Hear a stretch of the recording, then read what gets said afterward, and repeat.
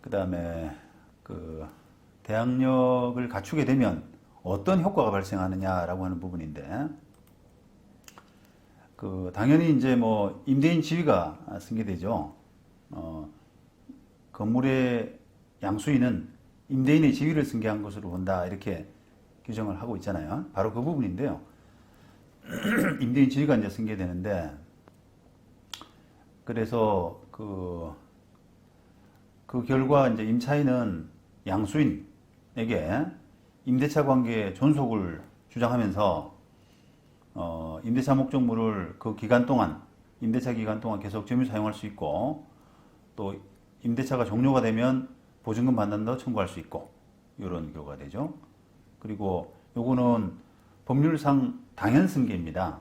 당연승계. 어떤 요건이 필요하진 않아요. 그냥 아까 대항 요건만 갖추게 되면 당연히 승계가 일어난다는 겁니다. 따라서 임차인이 뭐 동의한다거나 이것도 필요 없고요.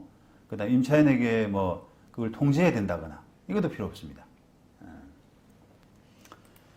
96년도 대법원 판결. 자, 그 임차주택이 서로 이제 임차주택이 사고 팔린 뒤에 임차인이 기존 임대인, 그러니까 건물의 양도인이 되겠죠. 그 기존 임대인을 상대로 보증금 달라라고 청구한 소송에서 법원은 이 대항 요건을 갖추고 있는 대항력이 있는 임차인인 이상 그 양수인에게 임대인 지위가 당연히 승계된다고 할 것이기 때문에 그 주택에 대해서 임차인의 우선하는 다른 권리가 있다고 해서 양수인의 임대인 지위 승계, 뭐 임차인 동의가 필요한 것은 아니다라고 하는 겁니다. 기본적으로 이제 보통은 이렇게 그 주인 바뀌게 되면 바뀐 주인 상대로 하는 게 일반적이죠. 그런데 간혹 가다가 그 바뀐 주인이 뭐 조금 엉터리인 경우가 있어요. 뭐 자력이라든지 이런 것들이 현저하게 부족한, 더구나 이제 종전 그 임대인, 양도인 되겠죠. 그 사람하고 비교할 때 현저히 그 어떤 자력의 차이가 나는 그런 경우에 그 임차인이 그 바뀐 집주인 상대로 요구하다가 보증금 요구하다가 안 되니까 종전 양도인 상대로, 종전 기존 임대인 상대로 소송을 하는 경우가 발생을 합니다. 자, 그런 경우에 지금 대법원 판례는 기본적으로 그냥 당연히 지위가 승계되고, 또 밑에서 보는 것처럼 그거는 당연승계라고 하는 것은 그 면책적 승계다. 다시 말하면 기존 임대인은 임대인의 지위를 잃어버리고 그 양수인이 기존 임대인의 지위에 들어오게 되면서 기존 임대인은 채무를 이제 채무에 대해서 면책되는, 보증금 반환 채무에 대해서 면책되는 그런 의미로 해석을 하거든요. 그래서 그런 의미에서 이제 당연 승계되고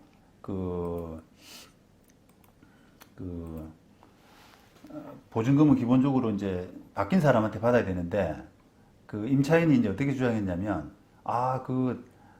내 앞에 다른 권리, 임차인을 우선하는 다른 권리자가 있었기 때문에 그 주인 바뀌는데, 임대인 지위가 바뀌는 것에 대해서는 임차인 동의가 필요하다. 내가 동의를 안 했기 때문에 그런 상황에서 그 임차인 지위 승계가 안 된다라고 주장했는데, 그건 아니다라고 판단한 거죠. 그래서 비록 그 임차인에 우선하는 다른 권리가 있다, 예를 들면 저당 같은 거, 그런 권리가 있다고 해서 그런 그 물건을 양수도 할 때 지위 승계를 위해서 반드시 임차인 동의가 필요한 것은 아니다라고 법원이 판단했어요. 그리고 이거는 면책적 승계라고 하는 그런 부분에 주의를 하셔야 돼요. 96년도 대법원 판결인데, 이것도 마찬가지로 주택이 이제 사고 팔렸는데 그 임차인이 기존 임대인 상대로 그 보증금 반환 청구를 소송했는데 그 어떤 주장을 했냐면 승계되지만 임대차보호법에 뭐 승계라고 나와 있으니까 승계되지만 그거는 면책적 승계가 아니라 중첩적 승계다. 그러니까 기존 임대인도 채무를 보증금 반환 채무에서 벗어나지 못하고 그대로 가지고 있고 바뀐 건물주 양수인도 보증금 반환 채무를 부담하는 중첩적 승계다라고 하는 그런 주장을 했는데 결국은 안 받아들여졌죠. 그건 면책적이다라고 본 거예요. 그래서 기존 임대인은 보증금 반환 채무에서 면책되는 보증금 반환 채무를 보는 채무가 소멸하는 그런 결과가 된다라고 판단했습니다. 그 다음에 대법원 89년도 판결이고요. 요거는 이제 아까 조금 사안이 복잡하긴 한데 한번 여러분들이 요 사안 보기 전에 제가 좀 간단하게 생각하면 그 대항력이 있는 임차인이 있는데요. 그거를 만약에 건물을 낙찰받았다고 생각해 보세요. 그러면 그 낙찰받은 사람 입장에서는 그 이제 뭐 사실 조금 법리적으로 보면 좀 웃긴 이야기인데 한번 그냥 말을 들어보면은 그 말 자체로서는 그럴듯해요. 왜냐하면은 자, 낙찰받은 사람 입장에서는 법에서 이제 대항력이 있다고 그래가지고 내가 보증금을 물어주긴 줬는데 가만히 생각해 보면 내가 왜 이 보증금을 물어줘야 되지? 나는 이 사람하고 임대차 계약한 것도 아닌데 라고 해서 자기가 물어준 보증금을 가지고 그걸 근거로 해서 종전 소유자 상대로 부당이득 반환 청구를 하는 그런 것을 한번 생각해 볼 수가 있습니다. 그죠? 자기가 계약한 건 아니잖아요. 야, 네가 물어줄 거 내가 물어줬으니까 야, 너 부당이득 아니냐? 이렇게 해서 부당이득 반환 청구를 할 수가 있거든요. 자, 그런데 그런 청구는 기본적으로 이제 안 받아들여지죠. 자, 왜냐? 일단은 법리적으로 보면 그 부당이득이 성립하기 위해서는 법률상 원인 없이 상대방에게 뭐 손해를 가하고 이득을 취하는 이런 경우가 돼야 되는데 이게 법률상 원인 없는 경우는 아니잖아요. 그게 대항력을 법에서 주임법 내지 상임법에서 대항력이라고 하는 요건을 갖추고 있는 사람이기 때문에 법에 따라서 당연히 부담하는 법에 근거한 어떤 채무가 되거든요. 그런데 그게 법률상 원인 없이 이득을 얻었다 이렇게 이야기하기는 부당이득 요건에 안 맞는단 말이죠. 그래서 그런 부분 때문에라도 일단은 맞지 않고요. 그다음 두 번째는 우리가 이제 이 물건을 낙찰을 받을 때 조 임차인은 대항력이 있는 사람이야 라고 하는 게 약속이잖아요. 그죠? 대법원 판례라든지 법에 정한 약속인데 그 사람을 떠안는다는 전제로 해서 낙찰가를 결정을 하거든요. 그죠? 만약에 이 주택이 또는 상가가 1억짜리다. 그런데 세입자가 지금 보증금 7천만 원에 있다. 라고 하게 되면은 요 7천만 원은 내가 떠안아야 되니까 그걸 감안해서 한 2천만 원 정도 2천만 원 정도의 낙찰을 받아야지 라고 하면서 돈을 2천만 원밖에 안 내고 낙찰을 받거든요. 그죠? 물론 뭐 권리관계 분석을 엉터리로 한 사람들은 이제 논외겠지만 제대로 분석을 하게 되면 2천만 원 주고 낙찰을 받는단 말이죠. 그러면 그 안에 다 이제 녹아 있어요. 낙찰을 받는 또는 매수하는 이런 과정에서 가격을 감안해 가지고 2천만 원 임대차 보증금 승계하는 그걸 감안해서 취득을 하기 때문에 그게 결코 종전 소유자에게 달라라고 할 수 있는 부분도 계산상으로도 맞지가 않는다는 겁니다. 그래서 그런 차원에서 이제 이게 부당이득이라고 하는 것은 기본적으로 이제 성립하지가 않거든요. 자, 그런데 요 89년도 요 판결을 한번 보시면 요거는 조금 이제 논리는 똑같은데 서로 이제 조금 사실관계가 조금 더 복잡한 사안인데 어떤 경우냐면 원피고 지금 이 사건 이제 부당이득 반환 청구에서 원고가 된 사람, 피고가 된 사람인데 원피고가 공유를 하고 있었어요. 그거를 공유하다가 같이 이제 임대차 계약을 했죠. 그죠? 그래서 원피고 지분이 조금씩 달랐는데 그 지분에 따라서 보증금도 이제 서로 나눠 가졌어요. 자, 근데 그렇게 있다가 두 사람 간에 소송이 붙었는데 그거를 경매로 공유물 분할하는 그런 재판을 해가지고 판결이 났단 말이죠. 그래서 이런 이제 공유물 분할 판결을 하게 되면 원피고 지분이 모두 다 경매가 들어가잖아요. 그런데 그거를 다른 사람이 낙찰을 받은 게 아니라 피고의 지분을 원고가 낙찰을 받았어요. 그죠? 피고의 지분을 원고가 낙찰을 받았어요. 그러니까 지분이 여기서 좀 여기 있죠, 그죠? 원고가 23분의 10, 그 다음에 피고가 23분의 13 이렇게 원래 가지고 있었는데 피고 지분 23분의 13을 원고가 받았단 말이죠. 자, 그러니까 그러고 나서 이제 임차인한테 보증금을 돌려줘야 될 거 아닙니까? 대항력인 임차인이니까. 돌려줬는데 자기가 받은 돈을 넘어선 피고가 받은 돈 있잖아요. 그 부분까지 돌려주게 되니까, 소유권자니까, 그게 이제 억울해서, 피고가 받은 보증금을 내가 대신 돌려줬으니까, 그 부분은 이제 부당이득이다. 라고 하는 논리로 이제 소송이 또 들어간 거죠. 그러니까 원피고가 공유자로서 사이가 안 좋았는가 봐요. 그러니까 공유 분할 재판까지 하고, 그 다음에 재판 끝에 임차인한테 물어준 돈, 그 부분이 또 억울해서 또 피고 상대로 소송하고, 이렇게 된 거죠. 그래서 여기도 아까 이제 말씀드린 논리처럼 부당이득 반환이 아닌 거죠. 아닌 겁니다. 그래서 쭉 이제 법원이 이 임차인이 이제 박모 씨라는 사람인데 이 박모 씨에게 돈을 피고가 받았던 그 보증금 포함해서 돈을 다 돌려줬다고 하더라도 그거는 원고의 자기 의무 이행이다. 왜냐하면 대항력이 있으니까 승계했기 때문에 그렇죠? 자기 의무 이행에 불과하고 그로서 피고가 같은 금액 상당의 반환 채무를 면함으로써 법률상 원인 없이 이득을 얻고 뭐 손해를 입혔다 이런 구조가 지금 안 나온다는 거예요. 그래서 이제 기각됐죠.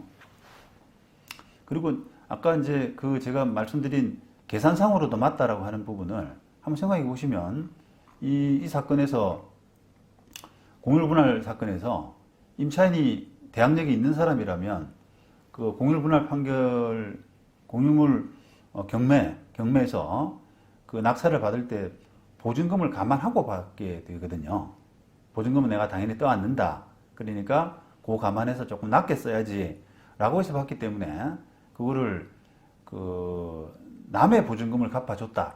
이렇게 해서 청구할 수 있는 어떤 계산상의 그 부분도 좀 적절치가 않습니다. 이해되시죠? 네. 그 다음에 2013년 대법원 사건이고요. 요거는 이제 전원합의체 판결인데 그 다수 의견, 소수 의견이 갈렸는데 이 부분이 참 이론상으로 좀 쉽지 않습니다. 자, 임차인의 그 보증금 반환 채권 있잖아요. 임대인에 대해서 보증금 반환 채권을 가지고 있죠. 근데 임차인의 그 채권자라고 하는 원고가 채권 가압류를 했어요. 채권 가압류. 무슨 채권 가압류?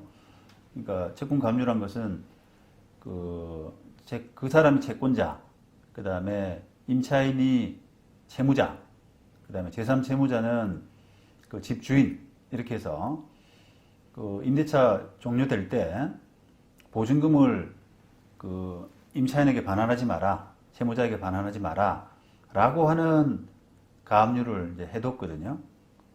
자, 그러면 이제 못 주잖아요. 그죠? 가압류의 그 효력에 따라서, 압류의 효력에 따라서 못 주거든요. 근데 그 공교롭게도 그 집이 이제 집주인이 바뀌었어요. 팔았어요. 그런데 그 과정에서 그 집주인이 종전 집주인, 기존 집주인이 가압류됐다. 내가 보증금 저 임차인에게 돌려주지 못한다. 가압류가 돼서 돌려주지 못한다라는 부분을 깜빡 까먹었는지 그거를 매수자한테 집을 산 사람한테 알려주지 못했단 말입니다. 그러니까 집을 산 사람은 그걸 가압류가 되어 있다는 사실을 모르고 집을 사고 그 다음에 당연히 모르니까 그냥 보증금이 임차인이 보증금을 달라고 하니까 줘버렸어요. 그 임차인은 사실은 임차인이 거짓말한 거죠. 임차인은 자기가 가압류되어 있다는 걸 알잖아요. 그래서 받아가서는 안 된다라고는 아는데 뭐 자기도 급하니까 돈이 급하니까 그냥 받아버렸단 말이죠. 자, 그렇게 되니까 이제 문제가 된 거 아닙니까? 자, 그러면 이제 여기에 대해서 그 채권자, 임차인의 채권자인 원고가 일단은 집행을 하려 그러면 임차인에 대해서 본안 판결을 받아야 되겠죠. 본안 판결이란 것은 뭐 그게 만약에 대여금이다 라고 하면은 돈 빌려준 대여금 판결을 받고 그 다음에 이를 바탕으로 그 다음에 그 추심명령, 압류 및 추심명령을 합니다. 기본적으로 집주인에 대해서. 그 다음에 안 주면 추심금 청구 소송을 이렇게 하거든요. 근데 지금 집주인이 바뀌었잖아요. 그죠? 집주인이 바뀌었는데 원래 집주인이 안 바뀌었으면은 안 바뀐 집주인 상대로 압류 및 추심명령하고 추심금 소송하면은 별 문제 없는 사건인데 집주인이 바뀌었을 때 그 바뀐 집주인도 이런 그 가압류, 기본적으로 압류 이런 부분에 부담을 떠안아야 되는가 라고 하는 쟁점입니다. 바뀐 집주인도. 이 피고는 지금 바뀐 집주인이거든요. 근데 이 사건이 이제 피고가 만약에 알고 가압류된 걸 전 소유자한테 듣고 샀다 그러면은 자기가 우뚝대고 돌려주면 뭔가 이 사람도 좀 그 책임을 져야 될 것 같은 그런 생각이 드는데 이 사건의 피고는 그런 가압류 사실을 모르고 그냥 선의로 보증금 돌려주게 된 사람이라 이걸 왠지 그 채권자한테 추심금을 다시 주게 되면 추심금 청구 소송에서 져가지고 그걸 보증금을 다시 물어주게 되면 왠지 이제 피고가 너무 억울해 보이지 않습니까? 그런 부분이 이제 겹친 사건이에요. 그게 우리가 재판에서 뭔가를 판단할 때 법리도 중요하긴 하지만 이 사람을 보호할 가치가 있느냐 하는 그런 그 정당성 이런 부분들도 이제 판단을 하게 되는데 왠지 피고한테 추심금 그 판결을 인정하게 되면 왠지 피고가 너무 불쌍해지는 그런 경우가 되잖아요. 그죠? 결과적으로. 그래서 그런가 일단 법리를 떠나서 원심은 원고 청구를 기각을 했습니다. 원고한테 받을 수 없다. 그거는 당초 그 압류했던 제3채무자인 가압류했던 제3채무자인 종전 소유자한테 받더라도 받을 수 없다. 바뀐 집주인한테는 받을 수 없다. 이렇게 판단했고 대법원의 이제 다수 의견은 원고 청구를 인정을 했다는 겁니다. 그래서 원심을 결과적으로 파기했죠. 그래서 그 논리를 한번 좀 보시겠습니다.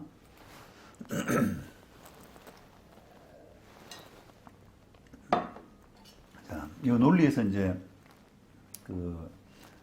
주임법 대항력의 의미가 나오는데 이거는 대항력이라고 하는 것은 어떤 법률상의 당연승계 규정으로 보아야 되고 그 다음에 임대주택이 양도된 경우에 그 양수인은 주택의 소유권과 결합해서 임대인의 임대차 계약상 권리 의무 일체를 그대로 승계하게 되고 그 결과 양수인이 임대차 보증금 채무를 면책적으로 인수하고 그 다음에 양도인은 반대로 임대차 관계에서 탈퇴해서 임차인에 대한 보증금 반환 채무를 면하게 되죠. 그죠?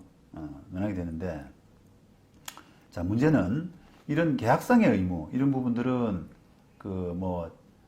당연 승계되고 뭐 하는 부분은 문제가 없는데 이런 법률상의 지금 가압류라고 하는 법률상의 효력까지 떠안아야 되느냐라고 하는 부분에서 이제 다수 의견과 소수 의견이 갈린 거예요. 이 대법원은 그 법률상의 의무, 제3채무자잖아요. 가압류에서는 제3채무자의 그 어떤 지위, 이런 부분까지도 당연 승계된다라고 판단을 한 겁니다. 그래서 이런 임대차 보증금 반환 채무를 주지 마라라고 하는 그런 제3채무자의 지위는 임대인의 지위와 분리할 수 있는 것이 아니기 때문에 임대주택 양도로 임대인 지위가 일체로 양수인에게 이전된다면 채권 가압류의 제3채무자 지위도 임대인 지위와 함께 이전할 수밖에 없다, 이렇게 된 겁니다. 이제 그래서 그런 법률적인 논리에 따라서 이 피고에 대해서는 피고가 추신금 지급 의무가 있다라고 이렇게 판단했죠. 자, 그러면 이제 이 대법원 판단대로라면 결국은 일단은 원고에 대해서는 피고가 물어주고 피고가 갚아주고 그 다음에 그 책임이 있는 사람, 뭐 전 소유자가 될 수도 있고 그 다음에 더 받아간 임차인이 될 수도 있고요. 그런 사람에 대해서 뭔가 손해배상 같은 그런 청구를 하는 방식으로 해결해야 되는데 그 실무상으로는 또 그런 사람들이 돈이 없다면 궁극적인 손해는 이 바뀐 집주인이 될 수밖에 없는 그런 결과에 놓이는 거죠. 그래서 이제 다수 의견은 그렇게 판단했고요. 그 다음에 소수 의견은, 이 소수 의견도 제법 많은 수가 반대를 했더라고요. 거기에 대해서. 한번 논리 한번 읽어보시면,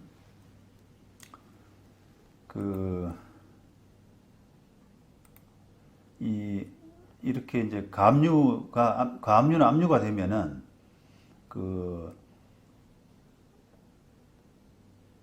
가압류나 압류의 효력에 따라서 처분 금지 내지 현상 보존 효력 이런 것 때문에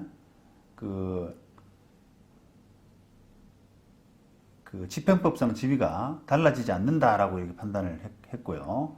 그래서 그런 가압류나 압류의 처분 금지 효력이라는 것은 그 효력이라고 하는 것은 법률상의 효력이기 때문에 그 제3채무자 그 자체에 대해서만 미친다는 거예요. 효력이. 그래서 그게 주택임대차보호법에 따라서 당연 승계됐다고 하더라도 그거는 그냥 임대인으로서의 지위일 뿐이고 법률상의 효력을 그대로 따라가진다라고 하기에는 너무 해석이 조금 안 맞다라고 하는 법리상으로 안 맞다라고 하는 그런 취지입니다. 그래서 상당히 조금 생각을 좀 많이 하게 하는 판례더라고요. 법률상의 효력까지 승계돼야 되나라고 하는 제3채무자의 가압류, 채권 가압류, 제3채무자의 지위까지 승계돼야 되는가라고 하는 그게 맞는가라고 하는 그런 생각을 여러 번 하게 되는 그런 판결들입니다. 자, 그 다음에 서울고등법원 2012년 요거는 이제 승계의 집행문 부여의소라고 하는 건데요. 이건 다른 제가 강의에서도 한번 소개해드린 판결인데 명도 실무에서 한번 소개를 해드렸네요. 자, 요거는 지금 우리가 대항력의 어떤 효력 이야기를 하면서 대항력의 효력이란 게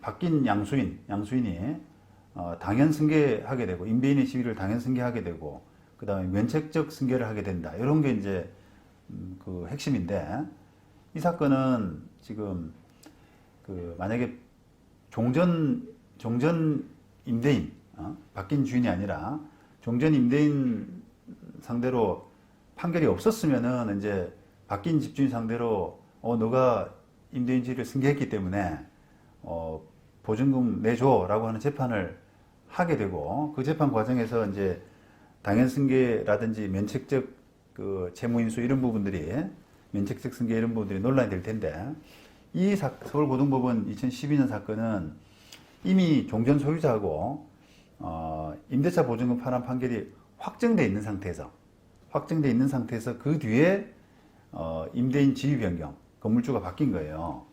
자, 그렇다 그러면은 이미 판결이 나 있는 상태에서 집주인이 바뀌었다라고 하면은 이제 임차인은 돈 받기 위해서 이제 어떤 절차를 해야 되느냐라고 하는 부분인데 그 바뀐 집주인 상대로 새로 소송해서는 안 되죠. 할 필요가 없는 게 아니라 해서는 안 됩니다. 왜냐면은 우리가 그 판결의 기판력 부분을 이제 좀 생각을 하셔야 되는데 그 종전 소유자 상대, 종전 임대인 상대로 받은 판결, 그 판결이 바뀐 집주인에 대해서 효력을 미치느냐, 기판력이 있느냐 이런 부분을 생각하면서 만약에 기판력이 미친다라고 한다면 기판력이 이미 있는 사람인데 그죠? 판결을 받은 사람, 바뀐 집주인도 기판력을 받기 때문에 판결이 있는데 또 소송하면 안 되잖아요. 그러면 이제 이게 각하가 되거든요. 이미 판결을 받은 사람인데 그거는 마치 종전 임대인 상대로 판결을 한번 받아놓고 또 재판을 또 신청하는, 또 소송해서 판결을 요구하는 것과 사실은 마찬가지거든요. 그래서 이 사건도 이제 그런 부분 때문에 바뀐 집주인 상대로 새로 보증금 반환 청구, 야, 너 승계했으니까 내 보증금 내놔. 그래서 보증금 반환 소송을 한 케이스가 아니라 바뀐 집주인은 기판력이 미치기 때문에 승계 집행문을 부여해 달라. 저 사람에 대해서 이미 판결이 확정된 상태는 마찬가지인데 그걸 집행하기 위해서 승계 집행문을 부여해 달라라고 하는 그런 소송을 이제 벌린 거예요. 그래서 그게 바로 승계 집행문 부여의 소거든요.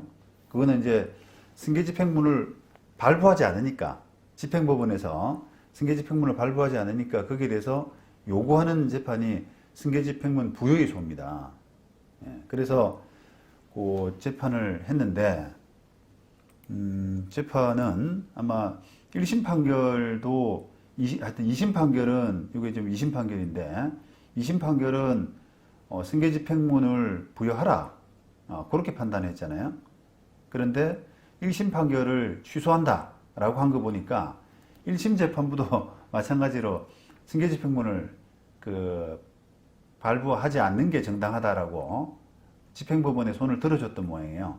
그런데 그 판단을 뒤집어서 2심 판단은 승계 집행문이 부여돼야 된다라고 이제 판단을 한 겁니다. 자, 그런데 그 재판에서 뭐가 이제 논쟁이 됐냐면 대항력의 어떤 대항력의 효력이 우리가 당연 승계되고 그 다음에 면책적 승계되고 라고 하는 그런 효력이 있잖아요. 그런 효력이 있다면 그 면책적 승계되는 그런 관계에서는 법리상으로 지금 승계 집행문이 발급돼야 된다. 승계 집행문을 발부할 수 있다. 라고 하는 것이 실무거든요. 그게 판례란 말이에요. 또 반대로 면책적 승계가 아니라 중첩적 승계가 되는 그런 관계라면 바뀐 소유자에 대해서는 승계 집행문 발부가 아니라 새로 소송을 해야 된다라고 하는, 그러니까 변론 종결 후에 소위 승계인의 개념인데요. 변론 종결 후에 승계인, 기판력에 미치는 변론 종결 후에 승계인이라고 하는 것은 면책적 승계로 채무를 가져온 사람은 변론 종결 후에 승계인이다. 반대로 중첩적 관계에 있는 그런 관계에 있을 때는 변론 종결 후에 승계인이 아니기 때문에 승계 집행문 발급이 안 된다라고 하는 게 기존 판례거든요. 그렇다면 이 주택임대차 보법상에 주택을 인수한 양수위는 면책적 승계지 않습니까? 그러다 보니까 이거는 법리상으로 기존의 판례상으로 볼 때 변론 종교를 위해 승계인이고 또 따라서 승계 집행문이 발급돼야 될 사안이란 말이죠. 그래서 지금 2심은 승계 집행문 발부하라라고 하는 그런 판단을 했습니다.